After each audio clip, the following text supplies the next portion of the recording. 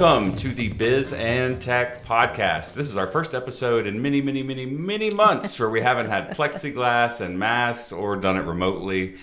We never stopped the Biz and Podcast show last year. We kept it going so we could engage with our audience. So thank you for listening. Thank you for watching. Today we have Sally Bradshaw, owner of Midtown Reader, here in the studio. Hello and welcome. Thank you, Blake. I'm glad to be with you. Awesome. First up, a quick cybersecurity talk.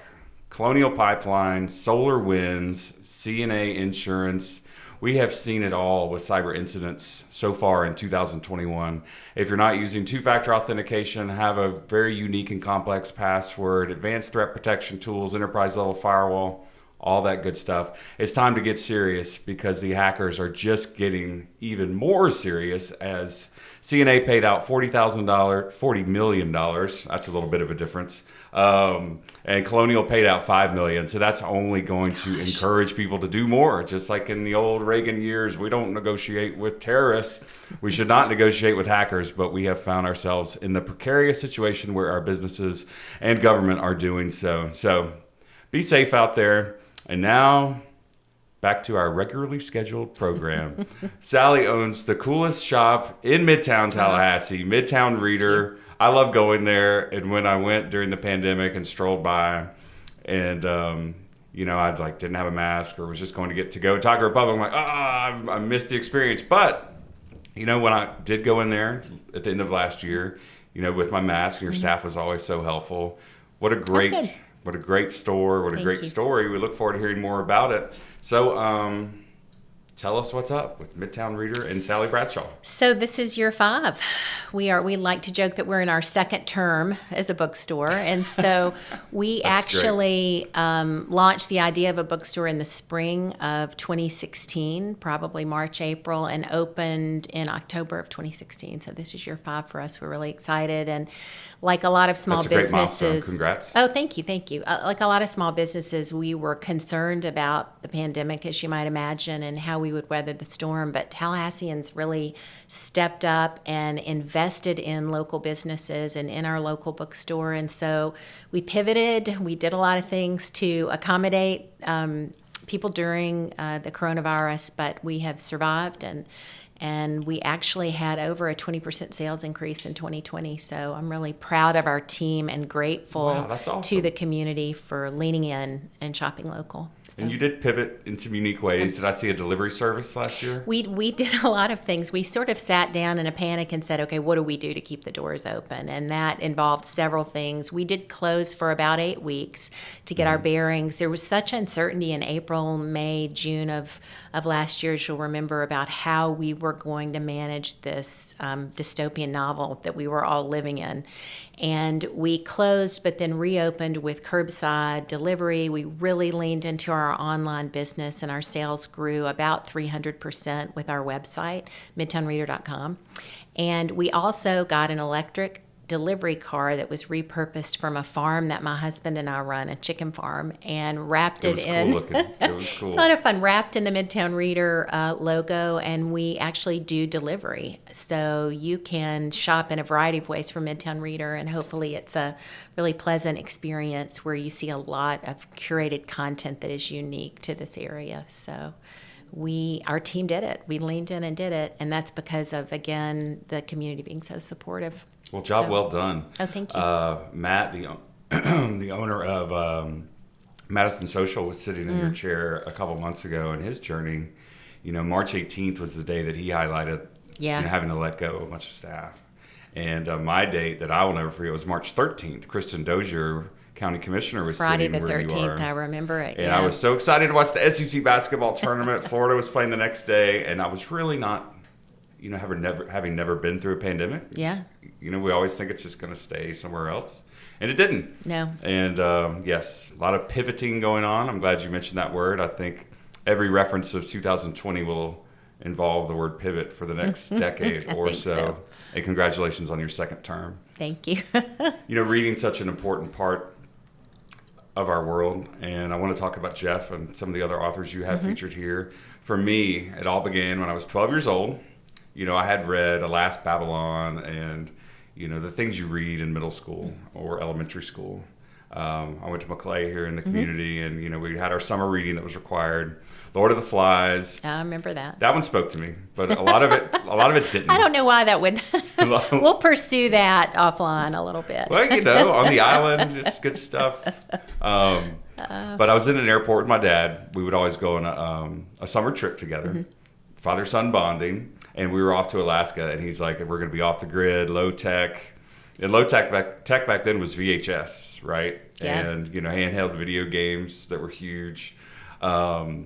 So we're in the airport, and I was like, well, I probably need to buy a book. And I bought Out of the Ashes by William Johnstone, which I was reading in post-apocalyptic cool books before they were cool. This is way back in the day. And I read that book. And then all the other, they all had In the Ashes as their tagline. And I read about 20 of them. And luckily, I moved up, no offense, William, but I started reading some more high IQ stuff, like some Ken Follett and stuff like that. And then fast forward to your store a couple of years ago, I was looking for something to read. I have a habit, like with William Johnstone, of finding an author and reading everything that they've written. Start to finish, yeah. Yeah, like Follett or Johnstone. And you had just hosted Dan Silva at the store, and there was a damaged copy of his book, his latest one at the time. And your staff member just says, you can have it. I've been talking to her. She was super friendly. I'm like, well, I can't just take something without buying something. And I was like, what do we got here? And she's like, well, this is kind of interesting. The Passage trilogy by Justin Cronin. And I was like, vampire books and post-apocalyptic. I'm like, this has got it all. Doesn't get any better than that. No, yeah, it doesn't. Exactly. So since that time, that was probably 2 years ago, I've read everything that Silva's written. No. Wonderful author. I He's can't terrific. wait for the new book. The Cellist. Yes. Yeah. Coming out. He actually, I'll make news on your podcast. We have been invited to be one of the bookstores participating in his virtual tour this summer. So we Awesome. will be hosting him yet again, albeit virtually. I'll get the information to you, but that will be in July, around July 12th. We'll be part of a team of indie bookstores, and I believe it is the Jewish Community Center of Atlanta will be the sponsor. So we'll have that information on our website. But you'll get to hear from him the day before his book is published. That's so cool. Yeah. So Silva, Cronin, Vandermeer, we'll talk about in a second.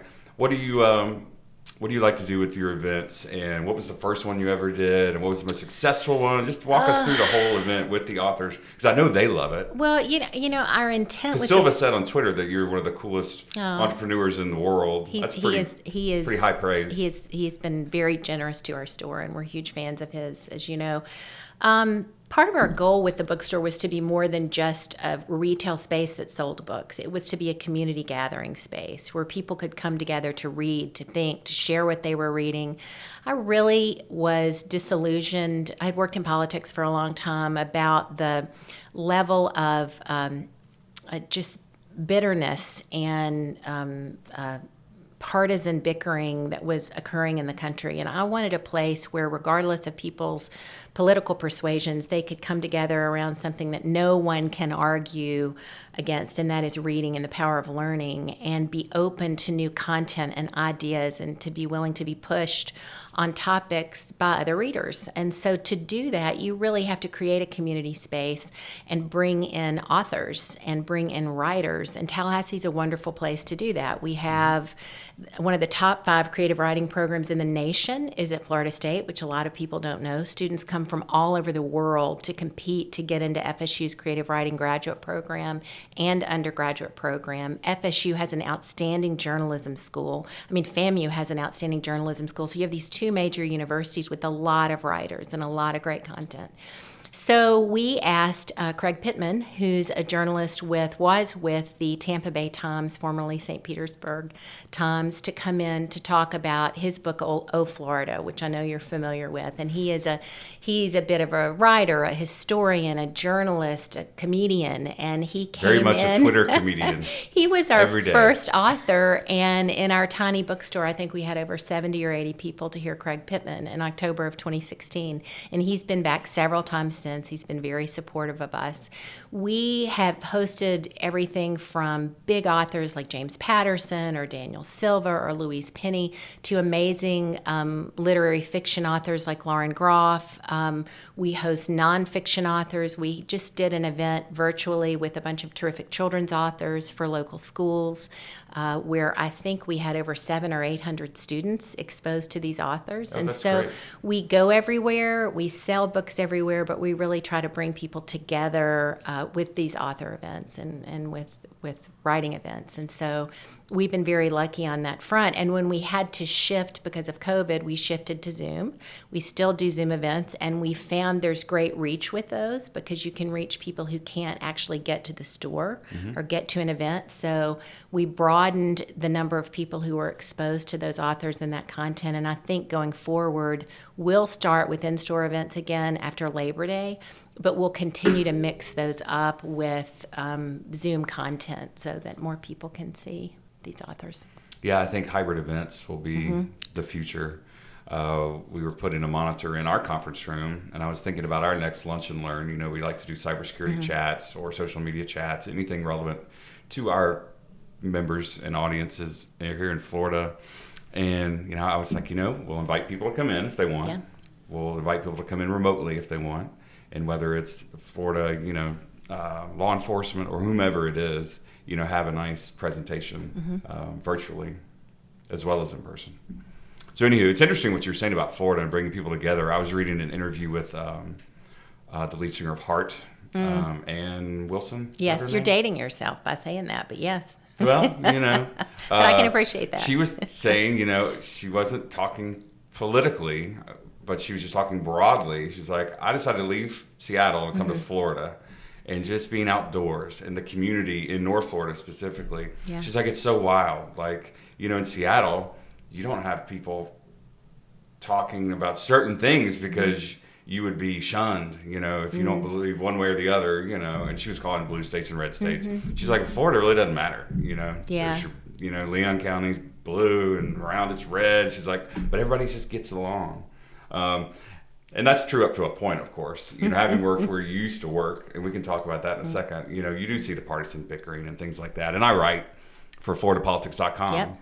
but I don't write a political column. You know, I write about technology and things that appeal to both people. And, you know, I just finished one on Venmo and just the idea of privatizing Venmo. Venmo is not a social media experience, or it shouldn't be. I mean, people But use it it can as. be. When they have it public facing, like, I just bought Miley Cyrus tickets for $500. Nobody needs to know that. That, in my opinion. Yes, yeah. As It's interesting legal what speak, it's in turned my into. opinion. But I did talk to Venmo.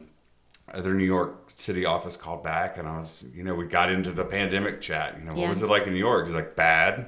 How's it in Florida? I'm like, it's pretty okay. Yeah. I mean, like you're saying, you closed for 8 weeks.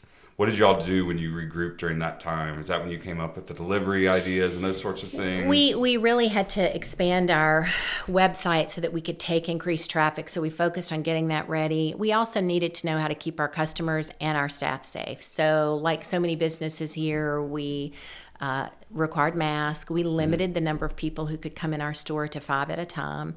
And we also set aside private browsing on Mondays. So Monday was set up as a that was really time, cool. I meant to mention for that if you earlier. were a little uncomfortable or you're a senior or you had a compromised immune system, you could come in and for 30 minutes, it's just you and a bookseller. And so we required $25 gift certificate to be purchased towards that appointment, and then it was credited to whatever was purchased in store to reserve the slot. And that was very popular for people in the community. So we tried to give a lot of different options to people. We put up plexiglass and provided free mask and hand sanitizer, but people were very polite and very willing to do whatever it took. And so we were glad to now the whole private thing. be That's opened a little amazing. bit bigger. That was fun. Awesome. So you have a Jeff Vandermeer book over there. I do. I emailed Jeff out of the blue, writing a Florida politics column. I was writing about your bookstore. I was writing about a bookstore in Tampa, and I was looking for a regional author, and his name obviously popped up fast because of Annihilation and the success on a Hollywood level, and of course at a literary level. Yeah. But I emailed him, and while I was typing the intro paragraph, he responded. He said, let's chat. And so we ended up doing a digital interview. And what a fascinating individual. What a great writer. I read the Southern Reach trilogy Yes. we were just talking about. I read Born. And I think this is next This is his up. newest book. It just came out, Hummingbird Salamander. It has a beautiful cover.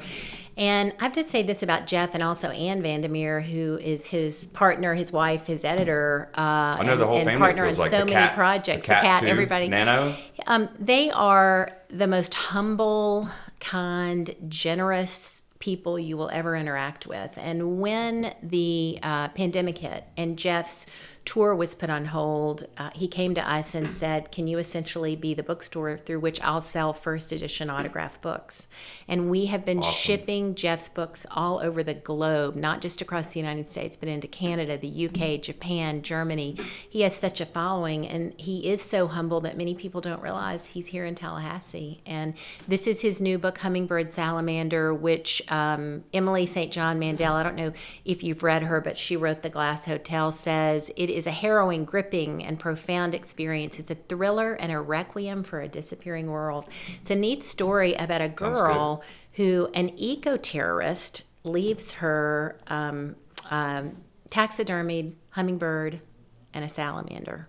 And what does that mean? And what, is at risk and what is happening? And I'm not going to go into the specifics. It is a combination thriller, sort of dystopian, fantasy. It's hard to categorize Jeff because he writes in so many different genres. Southern Reach. By the end, I'm like, what? Yeah, what so just this happened is in this terrific. book? But I'll tell you, I was in Montana a couple of weeks ago, and I was at a bookstore in Missoula, and they had prominently featured this book, Hummingbird Salamander. Very cool. And he is well known to independent booksellers all over, and he's ours. He's a Tallahassean, so this is a terrific read. You will enjoy this, Hummingbird Salamander.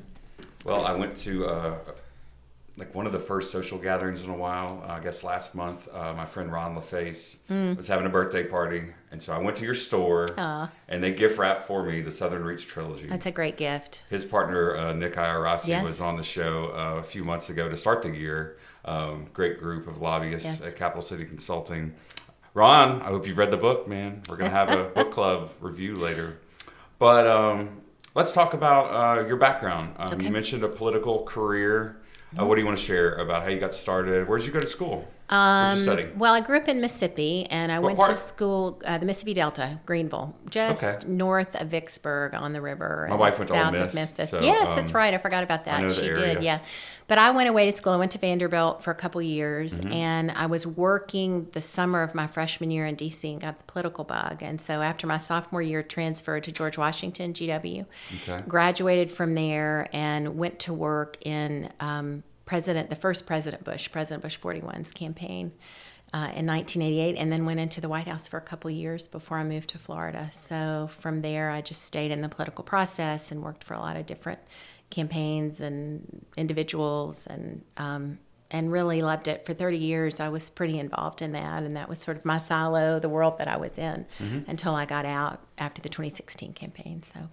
It's interesting when you leave something that's all you know. I mean, I worked in the music business to start my career, and it was all about gold records and not winning elections, that sort of thing. But yes, I pivoted into technology, and you pivoted into a bookstore now, as well as your farm and real estate. I know you all do a lot of different things in your family. But what was where did the bookstore passion, idea, where did that all come from? Is this a lifelong dream? I loved reading as a child. I really did. And Greenville, Mississippi has a rich literary tradition. There are remarkable Mississippi authors, as you know, Eudora Welty and Walker Percy and just Shelby Foote, so many amazing, Ellen Gilchrist, Mississippi authors. And we had a fantastic public library system in Greenville, and we also had a terrific local bookstore. And I used to go and spend hours in our neighborhood bookstore and sit in the corner and finished every Nancy Drew book. And, That's to your fun. point about having a series that you loved, and all the C.S. Lewis, Narnia Chronicles, and just anything I could get my hands on, I loved to read. And I always thought, I worked in the library as a high school student, how great it would be to work in a bookstore. But then I went in a different direction. And when I made the decision to just completely get out of the political world, I knew I needed a project. I'm not very good at sitting still. And so my husband Paul said, you should open that bookstore. And actually, when I had been in the presidential campaign. I was up in New Hampshire working for Jeb Bush and our former governor, and an article from Forbes magazine came across the internet somehow, and I saw it, and it classified Tallahassee as the smartest city in Florida. And I'd never really thought about it, but based on a combination of factors, including level of advanced degrees and access to education, they looked at a bunch of cities all across the United States and ranked us number one in Florida. And it seemed to be great data for a potential bookseller. Absolutely. Because usually where they're smarts, they're readers. And so I thought about it, and it didn't seem like, it's not a great way to make money. It's not something where, you choose to do it because you love it. It's labor of love. But I made the commitment to do it. I knew nothing about the business, which actually for a midlife career change was a good thing because I was okay not knowing anything. I wasn't 20 where I had to conquer the world and know the answers to everything. And so I sought a lot of help from fellow booksellers and went to visit bookstores all across the Southeast, and people were very generous with their time, and they gave me a lot of guidance, and so we pulled the trigger. And that's awesome. That's a story. So, well, it's a great story, and congratulations again. Thank you. On the second term. Thank you. Very cool. Thank you. So we just talked about a lot. It's a lot of milestones. Mm-hmm. If you had to answer one question on your career, what's the proudest moment in your career?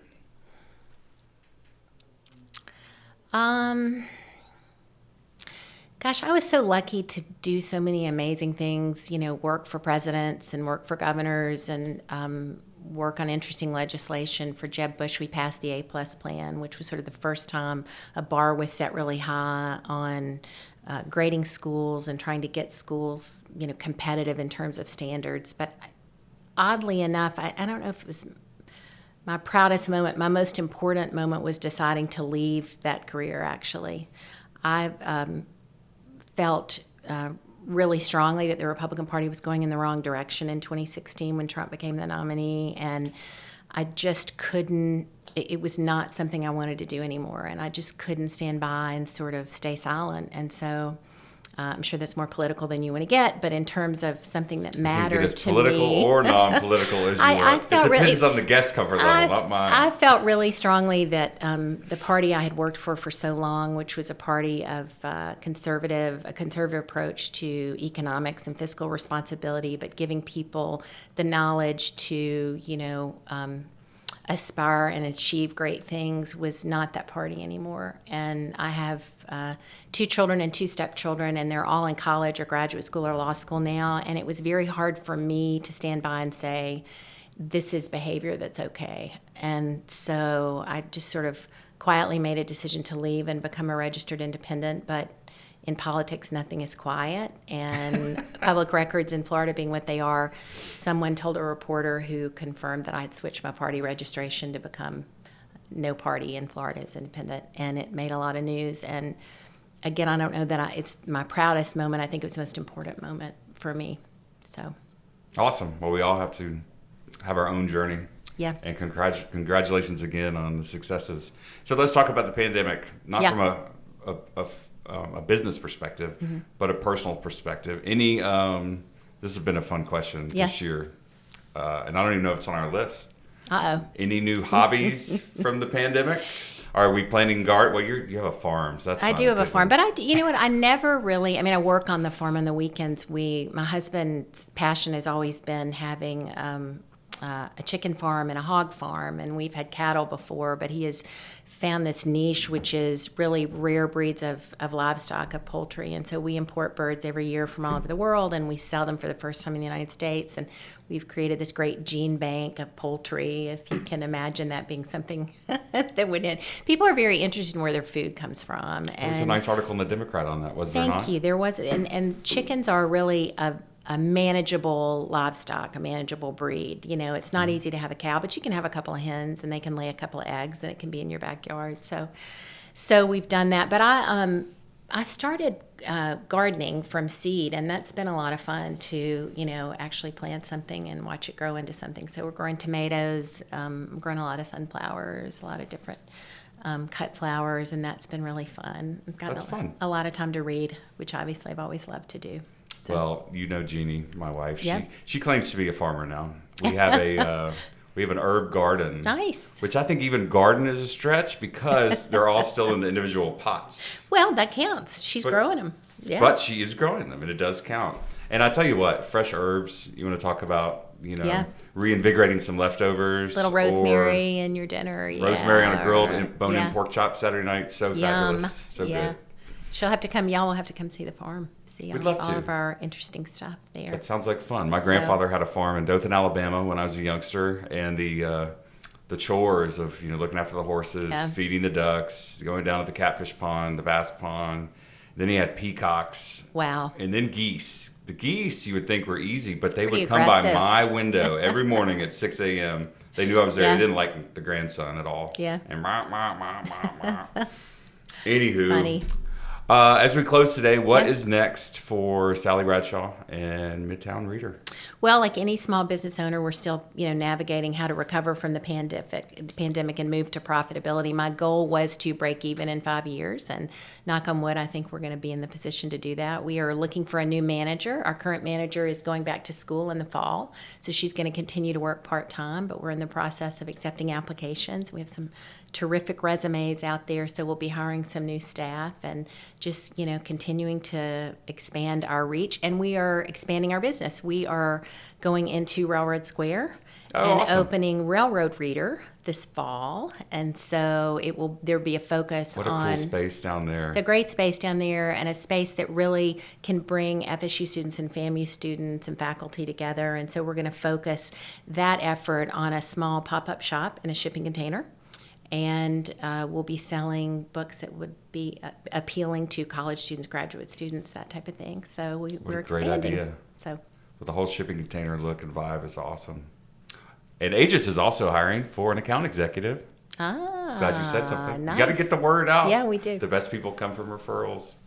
Well, thank you so much, Sally, for Yeah, joining thanks for us having today. me. Thank you for your support of our store, you and your entire team. Not only the work you do with us through Aegis, which is just top notch, but being great readers and talking about us to other people and supporting us. I'm grateful to you and Jeannie and the whole team over there. So. Well, thank you. We love working with quality individuals like you and Paul. Y'all are amazing citizens here in North Florida, and we appreciate you. Yeah, you too. You too. Thanks. Good stuff. Be safe out there with cybersecurity. Support Midtown Reader, and maybe we'll have a special book announcement from me coming up in the next couple of months. I'm counting on you doing your book birthday at Midtown Reader. We're counting on you doing an event It's there. going to be fun. So it'll be exciting. We So. won't drop too many details today. Okay. Because our vast audience, we don't want to have any spoilers out there. But thank you, Producer Josh, and get out there, enjoy our community, support Midtown Reader. Thanks for listening. Thanks for watching. I'm Blake Dowling. Have a great day.